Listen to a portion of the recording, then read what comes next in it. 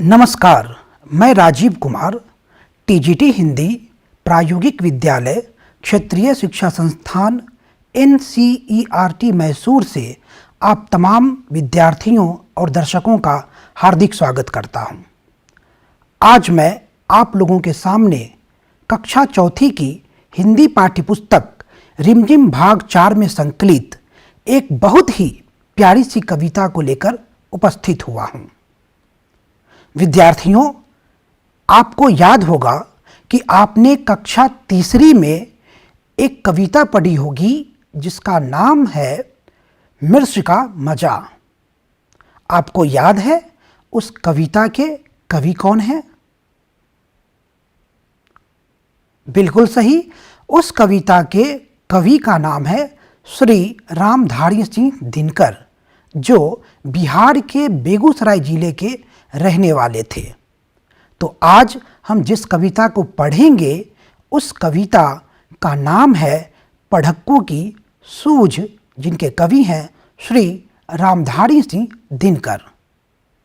इस कार्यक्रम के अंत में विद्यार्थी सीख पाएंगे, कविता वाचन की आदर्श शैली से अवगत होंगे, कविता को समझकर अपनी भाषा या बोली में प्रस्तुत करने में सक्षम होंगे, विद्यार्थियों में प्रश्न पूछने की क्षमता का विकास होगा, कविता में आए नए और कठिन शब्दों के अर्थ तथा वाक्य प्रयोग को जान सकेंगे, देशज और विदेशज शब्दों के सामान्य परिचय से अवगत होंगे। प्यारे विद्यार्थियों, आज हम जिस कविता का पाठ करने जा रहे हैं उस कविता में एक ऐसे व्यक्ति की कहानी है जिसे लोग पढ़क्कू कहकर बुलाते हैं। उसे पढ़क्कू कहकर क्यों बुलाते हैं, वह क्या सोचता है, वह क्या करता है, इन सभी सवालों का जवाब जानने के लिए हमें कविता पढ़क्कू की सूझ का पाठ करना होगा। तो आइए हम शुरू करते हैं कविता का पाठ। प्यारे बच्चों, आज सुनो हिंदी की पाठ्यपुस्तक रिमझिम भाग 4 का एक पाठ। कविता पर आधारित इस पाठ का शीर्षक है पढ़क्कू की सूझ।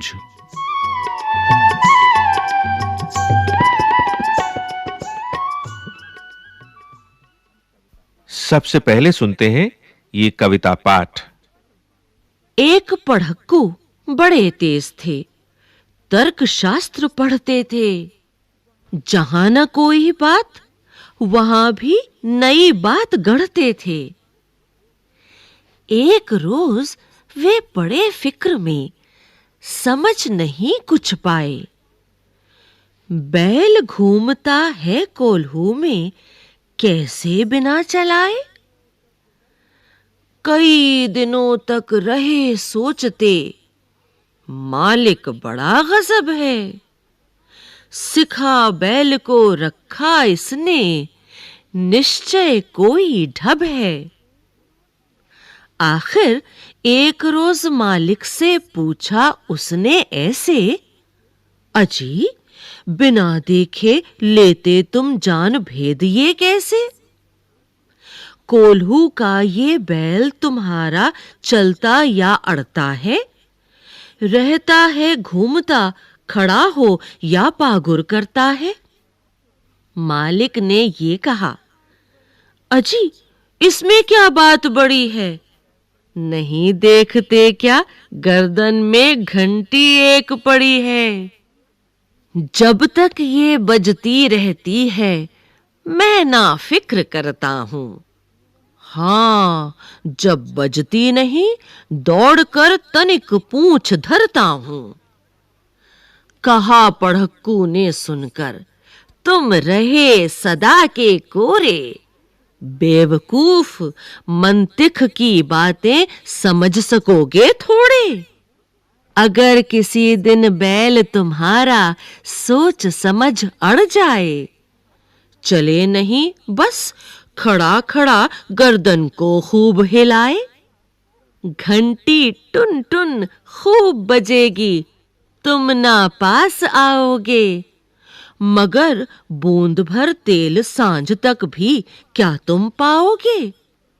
मालिक थोड़ा हंसा और बोला कि पढ़क्कू जाओ, सीखा है ये ज्ञान जहां पर वहीं इसे फैलाओ। यहां सभी कुछ ठीक ठाक है, ये केवल माया है। बैल हमारा नहीं अभी तक मंतिक पढ़ पाया है। बच्चों, अब तो आप जान ही गए होंगे कि लोग उसे पढ़क्कू कहकर क्यों बुलाते थे। तो आइए अब हम पाठ में प्रयुक्त कुछ नए और कठिन शब्दों के सामान्य अर्थ और वाक्य में उनके प्रयोग को देखते हैं। पहला शब्द है पढ़क्कू, जिसका अर्थ होता है हमेशा पढ़ने लिखने वाला आदमी। इसका वाक्य प्रयोग देखते हैं। लोग उसे पढ़क्कू कहते हैं क्योंकि वह हमेशा किताबें पढ़ता रहता है। दूसरा शब्द है फिक्र, जिसका अर्थ है चिंता, जिसे अंग्रेजी में कंसर्न या एंजाइटी कहते हैं। वाक्य प्रयोग देखते हैं। माता पिता हमेशा अपने बच्चों की फिक्र करते हैं। तीसरा शब्द है ढब, जिसका अर्थ है तरकीब या तरीका, जिसे अंग्रेजी में मेथड कहते हैं। यह एक देशज शब्द है। चौथा शब्द है पागुर, जिसका अर्थ होता है जुगाली, अंग्रेजी में जिसे च्यू कहते हैं। इसका वाक्य प्रयोग देखते हैं। गाय, भैंस, बकरी जैसे जानवर भोजन पचाने के लिए पागुर करती हैं। पांचवा शब्द है तनिक, जिसका अर्थ है थोड़ा, अंग्रेजी में अ लिटिल बिट कहते हैं। आइए इसका वाक्य प्रयोग देखते हैं। स्टेशन पहुंचने में तनिक देर हो गई, इसलिए ट्रेन निकल गई। छठा शब्द है कोल्हू, जिसका अर्थ है तेल निकालने का मशीन, जिसे अंग्रेजी में क्रूसर कहते हैं। इसका वाक्य प्रयोग देखते हैं। गांव में लोग तेल निकालने के लिए कोल्हू का इस्तेमाल करते थे। सातवां शब्द है धरता हूँ, जिसका अर्थ है पकड़ता हूँ, अंग्रेजी में होल्ड कहते हैं और यह भी एक देशज शब्द है। आइए इसका वाक्य प्रयोग देखते हैं। मैं चोर को धरता हूँ और तुम पुलिस को फोन करो। आठवां शब्द है कोरे, जिसका अर्थ है मूर्ख या बेवकूफ़, जिसे अंग्रेजी में फूल या स्टूपिड कहते हैं। इसका वाक्य प्रयोग देखते हैं। पढ़क्कू ने मालिक से कहा, तुम सदा के कोरे हो। नौवां शब्द है मंतिक, जिसका अर्थ होता है तर्कशास्त्र, यानी एक तरह का विषय जिसमें तर्क विद्या सिखाई जाती है, जिसे अंग्रेजी में लॉजिक कहते हैं। आइए इसका वाक्य में प्रयोग देखते हैं। सोहन बचपन से ही मंतिक वाली किताबें पढ़ा करता था। 10वां शब्द है अड़ जाए, जिसका अर्थ है रुक जाए, अंग्रेजी में गेट स्ट्रक कहते हैं।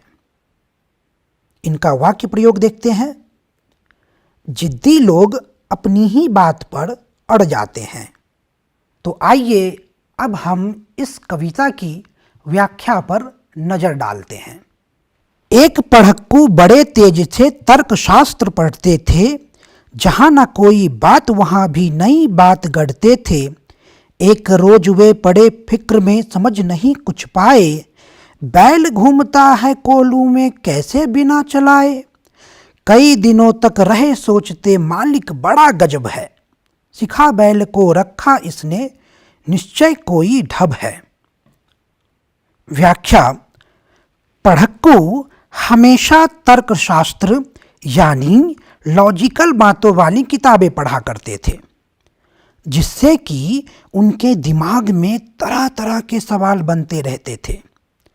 जहाँ कोई भी बात नहीं होती थी, वहाँ भी नई बात गढ़ यानी बना लेते थे।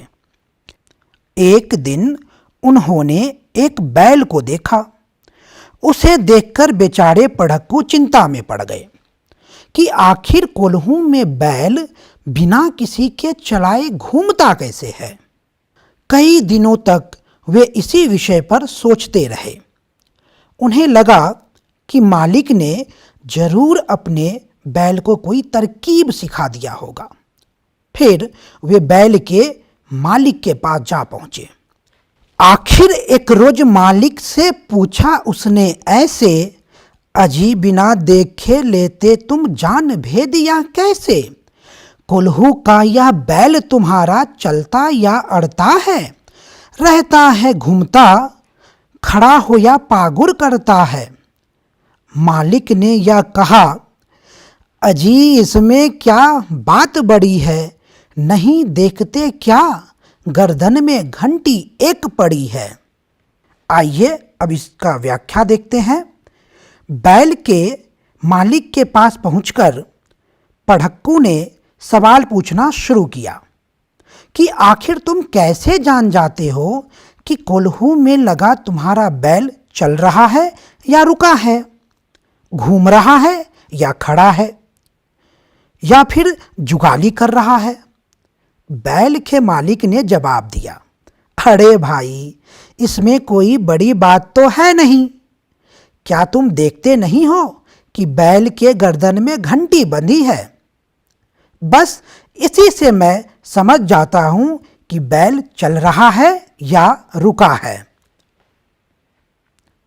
बैल का मालिक अपनी बात को आगे बढ़ाते हुए कहता है, जब तक यह बजती रहती है मैं ना फिक्र करता हूँ, हाँ जब बजती नहीं दौड़कर तनिक पूंछ धरता हूँ।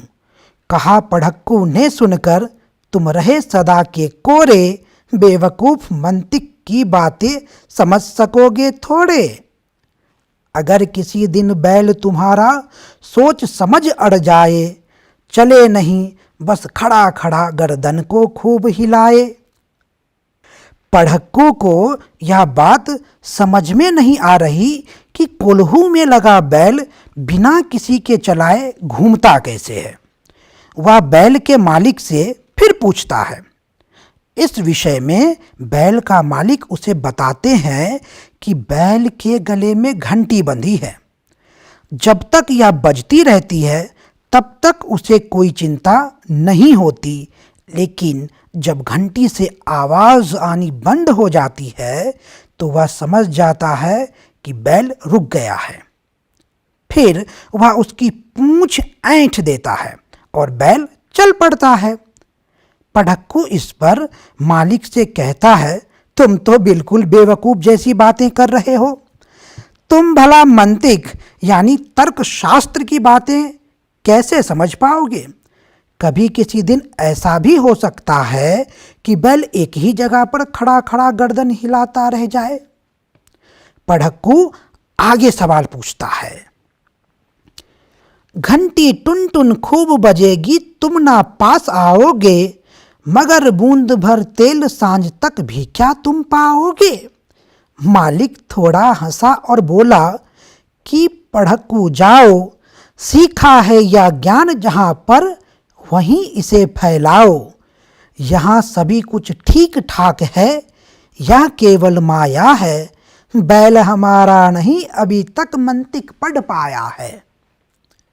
अर्थात पढ़क्कू फिर सवाल पूछता है, कभी किसी दिन ऐसा भी तो होता होगा कि बैल खड़ा खड़ा ही गर्दन हिलाता रहे, तुम समझोगे कि बैल चल रहा है, लेकिन शाम तक एक बूंद भी तेल नहीं निकल पाए। मालिक हंसकर पढ़क्कू से बोलते हैं, जहाँ से तुमने यह ज्ञान सीखा है वहीं जाकर उसे फैलाओ। यहाँ पर सब कुछ ठीक ठाक है। तुम्हारी बात भ्रम फैलाने वाली है। अभी तक मेरा बैल तुम्हारा तर्कशास्त्र नहीं पढ़ पाया है। वह बिल्कुल सीधा साधा है, तुम्हारी तरह यह दिमाग नहीं लगाता। तो बच्चों, कैसी लगी यह कविता पढ़क्कू की सूझ और पढ़क्कू के सवाल? मज़ेदार थे ना? तो विद्यार्थियों, हम सब जानते हैं कि जानवरों की तुलना में मनुष्यों के पास सोचने समझने की क्षमता अधिक है। इसलिए हमें जो कुछ भी समझ में नहीं आए, हमें उसके विषय में सोचना चाहिए, बिना डरे हुए सवाल पूछना चाहिए। और जब तक हमें उस सवाल का सटीक जवाब नहीं मिल जाए और तब तक हमें उसका पीछा नहीं छोड़ना चाहिए। लेकिन ध्यान रहे, सवाल अच्छे और तार्किक यानी लॉजिकल होना चाहिए। सिर्फ लोगों को परेशान करने के लिए सवाल नहीं पूछना चाहिए। अच्छा बच्चों, आपने कविता वाचन के दौरान पढ़क्कू, तनिक, मंतिक, टुनटुन, सांझ, पागुर करना आदि जैसे शब्द देखे होंगे। क्या आप जानते हैं इन शब्दों को क्या कहा जाता है? दरअसल इस तरह के शब्दों को देशज शब्द कहा जाता है। यानी जिन शब्दों की उत्पत्ति हमारे देश की भाषाओं से हुई है उन्हें देशज या देशी शब्द कहा जाता है। जब हम लोग इन शब्दों का दूसरे देश में उपयोग करेंगे तो वहाँ के लोग इस शब्द के अर्थ को समझ नहीं पाएंगे। जैसे लोटा, धोती, कटोरा, बिछौना, टांग, फटफटिया, लोहिया इत्यादि। वहीं कुछ ऐसे भी शब्द हैं जो दूसरे देश की भाषाओं से हिंदी में आए हैं, जैसे स्कूल, अस्पताल, स्टेशन, कुर्सी, दवा, कंप्यूटर, मोबाइल आदि जैसे शब्दों को विदेशज शब्द कहते हैं। इनमें से कोई अंग्रेजी भाषा का शब्द है, तो कोई अरबी का, तो कोई फारसी का। बच्चों, आप भी इस तरह के शब्दों का इस्तेमाल अपने दैनिक जीवन में करते होंगे। इस तरह के शब्दों के प्रयोग से कविताओं में, कहानियों में जान आ जाती है। तो हमें इन शब्दों का भी इस्तेमाल अपने व्यवहार में करना चाहिए। उम्मीद करते हैं कि आपको यह कविता पढ़क्कू की सूझ समझ में आ गई होगी। प्यारे विद्यार्थियों, हमने आपके लिए 2 प्रश्न तैयार किए हैं। आशा है कि आप उन प्रश्नों के जवाब अपनी नोटबुक में अवश्य लिखेंगे। पहला सवाल है, अपने आसपास बोली जाने वाली देशज और विदेशज शब्दों की एक सूची बनाइए और उनके अर्थ लिखिए। दूसरा सवाल है, इस कविता को अपनी मातृभाषा या बोली में लिखकर अपने दोस्तों, रिश्तेदारों या शिक्षकों के साथ साझा कीजिए।